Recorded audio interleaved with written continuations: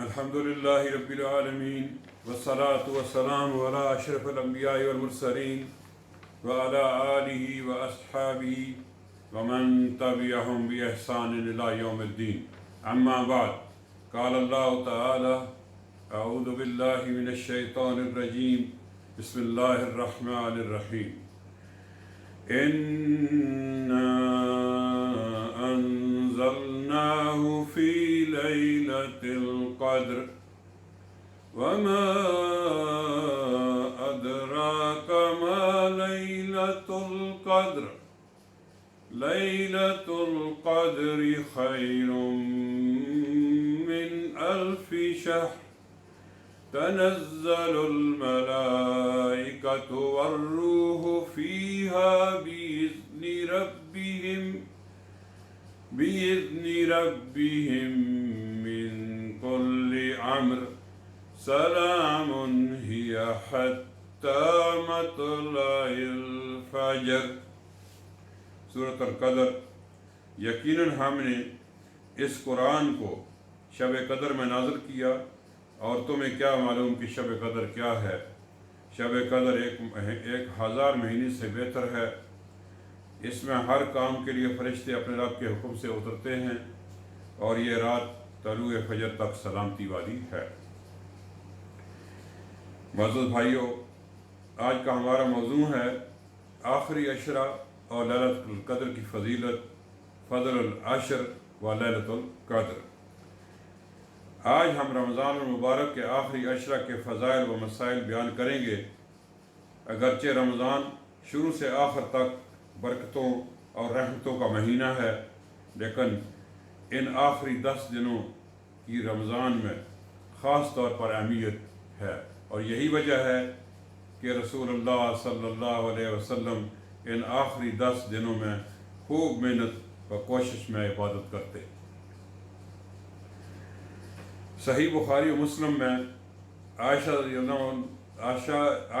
اللہ عنہ فرماتی ہیں کہ جب آخری عشرہ شروع ہوتا تو رسول اللہ صلی اللہ علیہ وسلم پوری رات جاگتے اور اہل خانہ کو بھی جگاتے اور زیادہ سے زیادہ عبادت کے لیے تیار ہو جاتے۔ دوسری حدیث میں فرماتی ہیں کہ رسول اللہ صلی اللہ علیہ وسلم رمضان کے پہلے 20 دنوں میں رات کا کچھ حصہ سو کر گزارتے اور باقی رات کو قیام فرماتے، لیکن آخری عشرہ میں آپ پوری رات کی عبادت میں گزارا کرتے تھے، کیونکہ ان 10 راتوں میں ایک وہ رات ہے جسے لیلۃ القدر کا نام دیا جاتا ہے۔ اس رات کے نام سے ہی اس کی قدرت و منزلت معلوم ہوتی ہے کہ اللہ تعالیٰ نے خود ہی اسے لیلۃ القدر یعنی عظمت و قدر والی رات قرار دیا ہے، اور دوسری آیت میں اسے لیلۃ المبارکہ بابرکت رات قرار دیا ہے، جو ایک رات ہی 1000 مہینے یعنی 83 سال اور 4 ماہ کی عبادت سے بہتر ہے۔ جس رات میں اللہ تعالیٰ نے لوگوں کی رشد و ہدایت کے لیے لوح محفوظ سے قرآن کریم کو نازل فرمایا، اور اسی رات کی عظمت کے پیش نظر رسول اللہ صلی اللہ علیہ وسلم نے فرمایا: من قام لیلۃ القدر ایمانا واحتسابا غفر له ما تقدم من ذنبہ۔ بخاری کی حدیث ہے، جس شخص نے اللہ پر خالص ایمان رکھتے ہوئے اور اجر و ثواب کی نیت سے لیلۃ القدر کا قیام کیا، اس کے سابقہ گناہ معاف ہو جاتے ہیں۔ مزید یہ کہ اس رات کو لیلۃ القدر کا نام دیا گیا ہے کہ یہ تقدیروں والی رات ہے، جس میں مخلوقات کی تقدیریں لکھی جاتی ہیں۔ ارشاد باری تعالیٰ ہے: فیہا یفرق کل امر حکیم۔ سورۃ الدخان کی آیت نمبر 4۔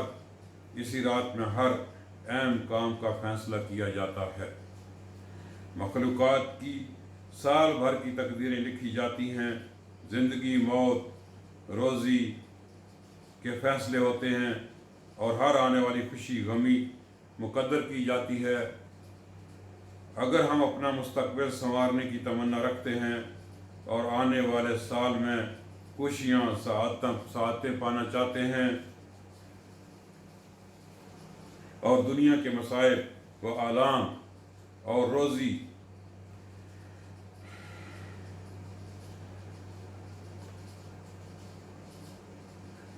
کی تنگ دستیوں سے نجات حاصل کرنا چاہتے ہیں تو آج وقت ہے کہ ان راتوں میں اللہ سے دعائیں التجائیں کر کے اپنے لیے سعادتوں کو پروانہ لکھوا لیں، کیونکہ اللہ رب العزت کی لکھی ہوئی تقدیر کوئی بدل نہیں سکتا۔ کائنات میں اگر کوئی چیز سے بدل سکتی ہے تو صرف اللہ سے خالص ہو کر کی جانے والی دعا ہے۔ انہی فضیلتوں اور اہمیتوں کے پیش نظر رسول اللہ صلی اللہ علیہ وسلم نے لیلۃ القدر کو تلاش کرنے کا حکم دیتے ہوئے فرمایا، تحروا لیلۃ القدر فی الوتر من العشر الاواخر من رمضان، اس رات کو آخری عشرہ کی طاق راتوں میں تلاش کرو۔ بخاری کی حدیث ہے، جس سے معلوم ہوا کہ لیلۃ القدر آخری عشرہ کی طاق راتوں میں سے کوئی بھی رات ہو سکتی ہے۔ یہ سمجھنا کہ صرف 27ویں رات ہی لیلۃ القدر ہے صحیح نہیں ہے، بلکہ اسے ان تمام راتوں کو تلاش کرنا چاہیے ان میں سے تمام راتوں کو تلاش کرنا چاہیے، اور اس رات کا علم پوشیدہ رکھنے میں بھی اللہ تعالیٰ کی حکمت ہے، تاکہ اللہ کے بندے اس کی تلاش میں تمام راتیں عبادت کر کے اللہ کا زیادہ سے زیادہ قرب حاصل کر سکیں، اور یہ کہ بندوں کا امتحان بھی ہو کہ کون ہے جو اللہ کی رضا کی خاطر مسلسل اس کی عبادت کرتا ہے، اور کون ہے جو رسم پوری کرتے ہوئے صرف ایک رات جاگنے پر اتفاق کر لیتا ہے۔ محترم بھائیوں، بزرگوں، بہنوں، لیلۃ القدر پانے کے لیے ضروری نہیں کہ ہمیں معلوم ہو کہ وہ کون سی رات ہے، بلکہ اصل مقصد اللہ رب العزت کی عبادت اور عاجزی اور انکساری کرتے ہوئے دعا کرنا ہے۔ جو شخص یہ کام کر لیتا ہے، اسے اگرچہ لیلۃ القدر نہ بھی معلوم ہو، لیکن اس نے اس رات کو پا لیا، اور اس رات میں زیادہ سے زیادہ یہ دعا کرنی چاہیے جو نبی کریم صلی اللہ علیہ وسلم نے عائشہ رضی اللہ عنہ کو سکھلائی، اللہم انک عفو تحب العفو فاعف عنا، اللہم انک عفو تحب العفو فاعف عنی، اے اللہ تو بہت معاف کرنے والا ہے، معافی کو پسند کرتا ہے، مجھے معاف فرما دے۔ ترمذی کی حدیث۔ اور پھر یہ بھی معلوم ہونا چاہیے کہ لیلۃ القدر اگر 1000 مہینے سے بہتر ہے تو اس کے لیے تو کس کے لیے ہے؟ لیلۃ القدر کی عظمت و فضیلت صرف اس کے لیے ہے جو اس کو جاگ کر سنت رسول صلی اللہ علیہ وسلم کے مطابق اللہ کی خالص ہو کر عبادت کرتا ہے، اور جو اس رات کو باقی راتوں کی طرح سو کر یا دنیا کی مصروفیات میں گزار دے تو اس کا اس رات کی فضیلتوں سے کوئی تعلق نہیں۔ اس کے برعکس اگر کوئی اس رات کو گناہوں، برائیوں اور بدکاری، بے حیائی میں گزارے تو اس سے بڑا کوئی بدبخت بھی نہیں، لیکن اس رات میں جہاں سنت کے مطابق عبادت کرنے کا اجر عظیم ہے، وہاں اس میں برائی کرنے کا گناہ بھی دوسرے اوقات سے زیادہ سنگین ہے۔ معزز بھائیوں، رمضان المبارک کے ان آخری 10 دنوں کی اہمیت کا اندازہ اس بات سے بھی ہوتا ہے کہ نبی کریم صلی اللہ علیہ وسلم ان 10 دنوں میں اعتکاف فرمایا کرتے تھے،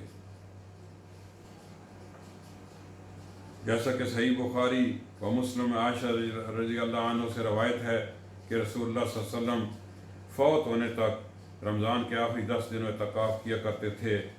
پھر آپ کے بعد آپ کی ازواج مطہرات نے اس سنت کو جاری رکھا۔ اس اعتکاف کا مقصد ہی دنیا کے مشاغل و مصروفیات سے کنارہ کش ہو کر مکمل فراغت سے اللہ کی عبادت کرنا ہے۔ برادران کرام، اللہ تعالیٰ رمضان کی ہر رات اپنے بندوں کو جہنم سے آزاد کرتا ہے تو ایسے موقع غنیمت جانتے ہوئے جہنم سے آزادی اور رحمت الہی پانے کی کوشش کی جائے۔ صرف گنتی کی